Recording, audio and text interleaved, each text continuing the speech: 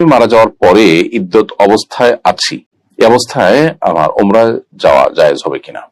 প্রিয় বোন যিনি প্রশ্ন করেছেন তাকে জানাতে চাই যে ইদ্যত পালনকালীন সময় একজন নারী তিনি সফর করতে পারেন না, অর্থাৎ স্বামী মৃত্যুবরণ করার ফলে যে ইদ্যত হয়ে থাকে সেই ইদ্যত পালনকালীন সময় সফর করা আমাদের জন্য জায়েজ নয়। বিধায় ইদ্যত পালনকালীন সময় তিনি তার নিজ গৃহে অবস্থান করেন, তার চৌহদ্দির মধ্যে তিনি বসবাস করেন। একান্ত প্রয়োজন হলে, যেমন হয়তো অসুস্থ হয়ে ডাক্তার দেখাতে বাইরে যেতে হলো, সেটা তার জন্য জায়েজ আছে। অতএব আপনি স্বামী মারা যাওয়ার পর যে ইদ্যত পালন করছেন, ইদ্যত শেষ হওয়ার আগে আপনি উমরা যেতে পারেন না। এমনকি উমরা যাওয়ার প্ল্যান প্রোগ্রাম যদি আগে থেকে করেও থাকেন আপনি, তাহলে সেক্ষেত্রে তার মৃত্যুর পর আপনি ইদ্যত পালন করার বিষয়টিকে অগ্রাধিকার দিবেন, যেটা আপনার জন্য ওয়াজিব।